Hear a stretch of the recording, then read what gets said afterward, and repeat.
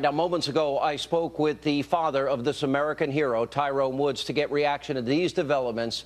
An incredible interview. Here's what he had to say. We have learned so much in the aftermath of this attack. And, you know, we've learned that the ambassador first requested security. It was denied. We learned that while they were under attack, that they requested security and none was forthcoming. And we learned that they were watching this in the State Department. Charlene Lamb said they were watching this in real time, so everybody knew what was going on. And I wanted... Right, exactly. When I went back to Washington, D.C., when the bodies were flown in, I knew that something was fishy. It was just obvious that something was wrong with this picture. And in my mind, I questioned, you know, this was obviously a long, drawn-out battle. Why was there no immediate air support sent in that would have saved the lives of not just the other 30 people, but also the life of my son, who truly was an American hero? Now it's come out that pleas for help were made not just by the other individuals, but also my son, and that these pleas were turned down by the White House. Now, as you know, I'm a retired attorney, and I know that these actions legally do not constitute murder. But in my mind, the people in the White House, all of them, who had authority to send in reinforcements to prevent what they knew was going to be the death of my son, are guilty of murdering my son. There's new information that came out this morning that my son, on a couple of different occasions, requested permission to go to the aid of those 30 people who were being attacked. And on at least 2 of those first occasions, he was told, stay where you're at. Let them die. Don't go. And it does not surprise me that my son disobeyed orders in order to save American lives. That's the type of American hero he was.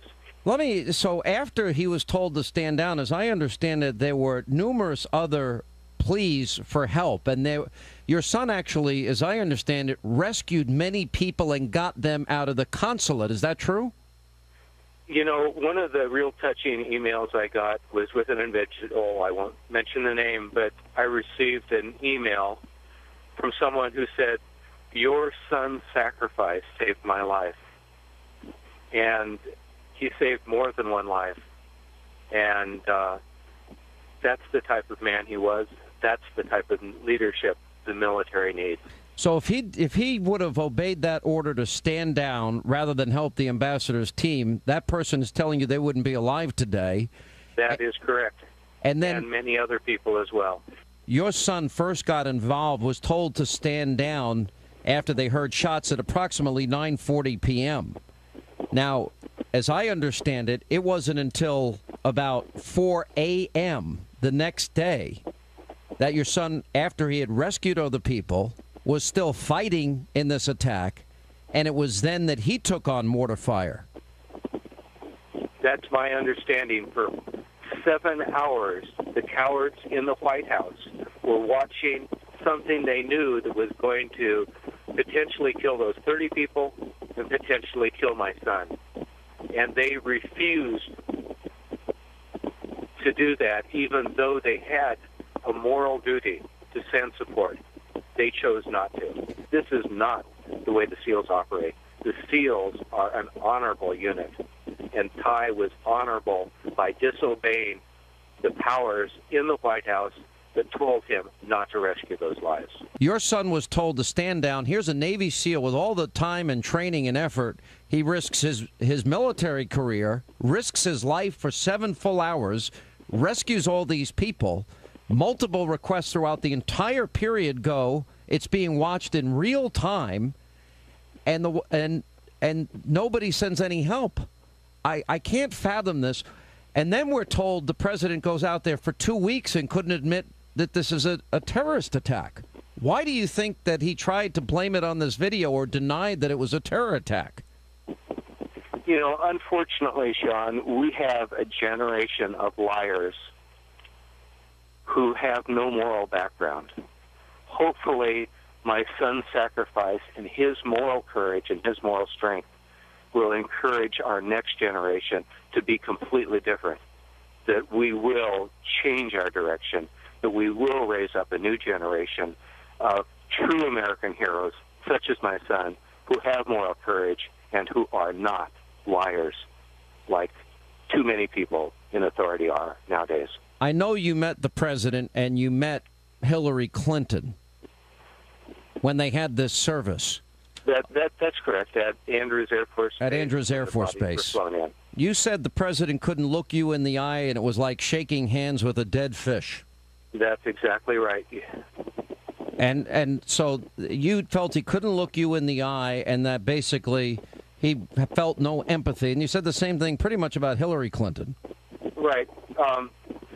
What happened was he came through there kind of after everyone else had been, you know, in the room circulating. And he came over and shook my hand. You know, I wanted to do more than just shake his hand, so I kind of put my arm around his shoulder to have just a little bit of physical warmth. Not a major hug, but just a small one. And, you know, it wasn't in a powerful voice. It was more of just a whiny little voice. I'm sorry. You know, and I could tell by his voice he wasn't even sorry. It'd be like a little kid that's told by the teacher to go apologize to Johnny out on the playground.